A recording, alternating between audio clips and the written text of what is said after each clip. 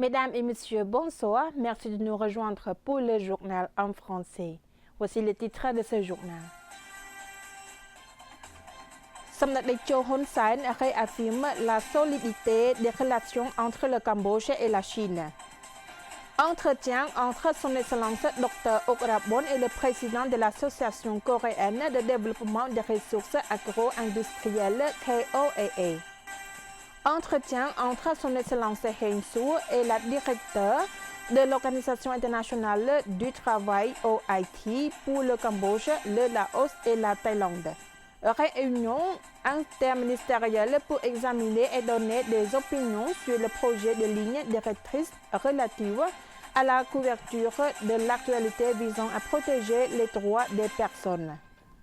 Samdech Akek Mohasena Padecho Hun Sen, chef d'État par intérim du Royaume du Cambodge, a accordé une visite de courtoisie à son Excellence Wang Yi, ministre des Affaires étrangères de la République populaire de Chine, et à sa délégation le matin du 23 au Palais de la Solidarité du Sénat à Phnom Penh.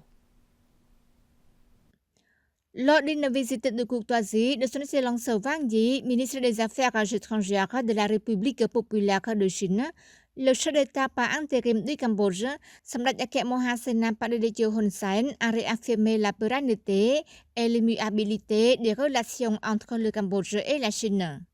Veuillez noter que son Excellence Wang Yi est en visite au Cambodge à la suite de sa coprésidence de la première réunion du dialogue stratégique de +2 entre les ministères des Affaires étrangères et les ministères de la Défense nationale du Cambodge et de la Chine, tenue à Phnom Penh le 22 avril.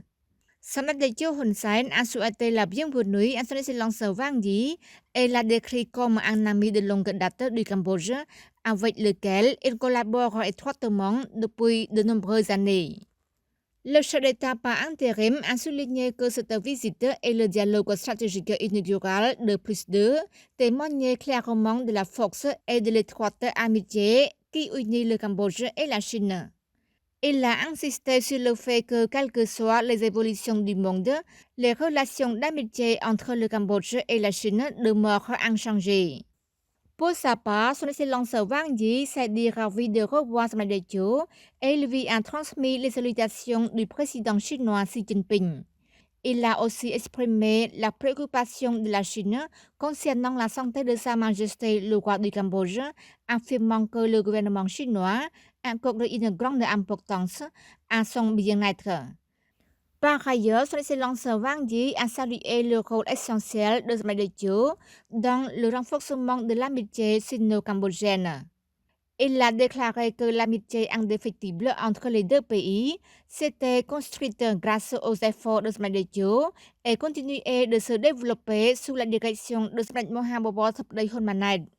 Son Excellence Wang Yi a également informé Samdech Techo des résultats de la première réunion du dialogue stratégique de +2, soulignant que les discussions avaient permis d'obtenir des résultats positifs en vue de renforcer davantage les relations bilatérales entre les deux nations. Son Excellence Bandit Saphecha Okrabon a eu une rencontre de travail avec l'Association coréenne de développement des ressources agro-industrielles KOAA. Dans une rencontre de travail avec son Excellence Bandit Saphecha Okrabon, ministre d'État et président du Conseil pour la réhabilitation et le développement du secteur agricole et rural, ainsi que président du Comité national de promotion du mouvement Un village, un produit, tenu au Conseil des ministres, M. Sang Moo-lee, président de l'Association coréenne de développement des ressources agro-industrielles KOAA, chargé des affaires internationales, a indiqué que la KOAA, en collaboration avec le ministère de l'Agriculture, de l'Alimentation et des Affaires rurales de la République de Corée, promeut activement le développement agricole à l'étranger et renforce des partenariats mutuellement bénéfiques avec les pays partenaires. Monsieur Sang Mouli a ajouté que l'objectif de cette rencontre était d'explorer les possibilités de coopération sur un projet visant à renforcer la chaîne de valeur agricole, notamment à travers la transformation et l'exploitation de noix de cachou au Cambodge.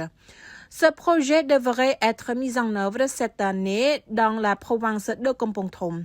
Les discussions ont également porté sur la coopération entre les entreprises coréennes opérant dans le secteur agricole au Cambodge et le Conseil pour la réhabilitation et le développement du secteur agricole et rural. En réponse, son Excellence Okrabon a souligné que le Conseil constitue l'organe technique du gouvernement royal du Cambodge chargé de coordonner et de mettre en œuvre des politiques et stratégies liées à l'agriculture, au développement rural, à la sécurité alimentaire, à la nutrition et au système alimentaire au Cambodge.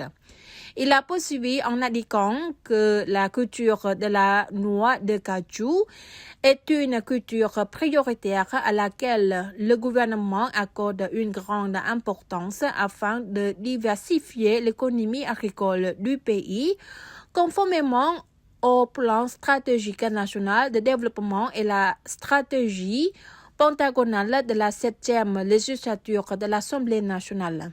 Il a également informé la partie coréenne que le projet de renforcement de la chaîne de valeur agricole à travers la transformation et l'exportation des noix de cachou vise à développer les capacités des communautés agricoles modernes. Cela se fera par des formations sur les techniques post-récolte, le séchage, le stockage, la transformation et la commercialisation à l'exportation.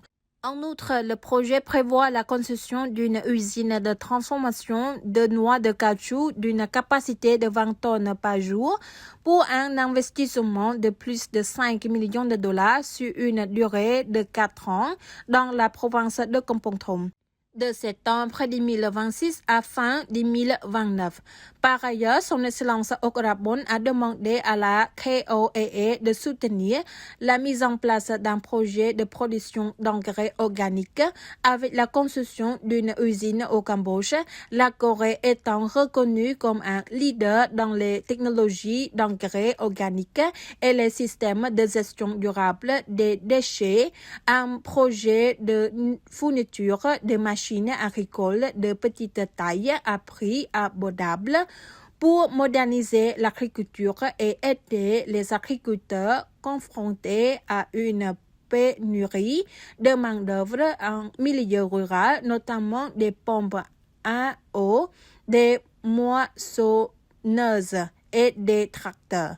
Enfin, il a encouragé la KOAA à explorer davantage d'opportunités d'investissement dans le secteur agricole au Cambodge.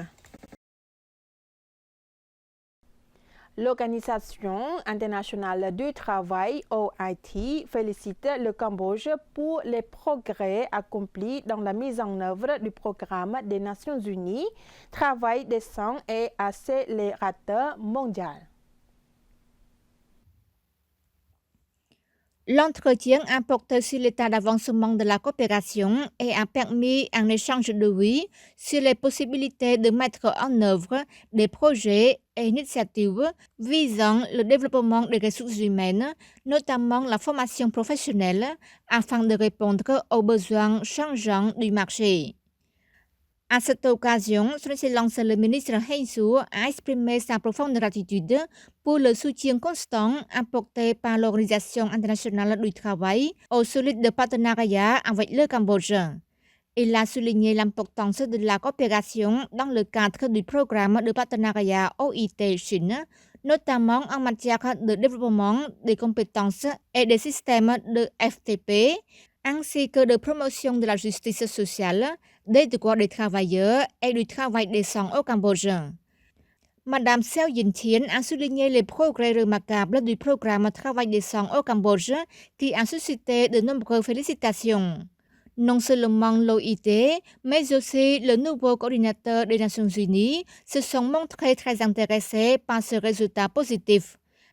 Elle s'est dit très satisfaite des progrès accomplis par le Cambodge dans la mise en œuvre du projet accélérateur mondial, ce qui pourrait inciter davantage de partenaires au développement à y participer. Les deux parties ont également discuté de l'état d'avancement du processus de préparation aux tests de reconnaissance des acquis de l'expérience EAE pour les citoyens, notamment les anciens travailleurs venus de Thaïlande, ainsi que du renforcement du Conseil sectoriel des compétences CSC afin de consolider le développement des compétences en convenance avec le marché du travail. Parallèlement, elles ont échangé le point de vue sur la poursuite et le développement de la coopération opérationnelle en matière de formation professionnelle financée par l'Agence chinoise de coopération internationale au développement CIDCA et sur le programme de remise des normes professionnelles nationales et des manuels de formation offerts par la Chine à l'occasion de la Journée nationale de l'enseignement et de la formation technique et professionnelle en juin.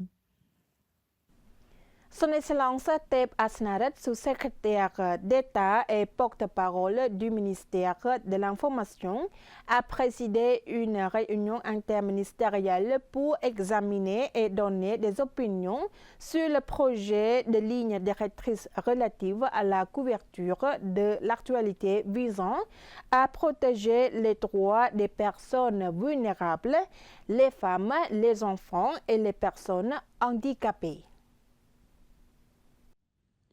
Présidé par son Excellence Teb Asnaret, sous-secrétaire d'État et porte-parole du ministère de l'Information et à laquelle ont participé des représentants des ministères et institutions concernées, ainsi que des experts en information et en droits de l'homme, la réunion interministérielle visait à discuter du contenu et des mesures clés pour améliorer la qualité de la diffusion de l'information afin qu'elle soit professionnelle, responsable et respectueuse des normes relatives aux droits de l'homme. Son Excellence Teb Asnaret a déclaré que l'élaboration de ces lignes directrices revêt une grande importance pour sensibiliser et encourager les journalistes à pratiquer un journalisme éthique, à respecter la dignité des personnes vulnérables et à éviter de divulguer des informations susceptibles de nuire à leur sécurité et à leur vie privée. Les participants ont également formulé des commentaires et des suggestions supplémentaires afin de garantir que le projet de ligne directrice soit exhaustif, pratique et adapté au contexte social actuel. Cette réunion constitue une étape importante pour renforcer la qualité du secteur de l'information et protéger les droits des groupes vulnérables en élaborant des lignes directrices efficaces et en répondant aux besoins réels. C'est la fin de ce journal. Mesdames et messieurs, merci de nous avoir prêté attention. Très bonne soirée sur TVK. Bon week-end.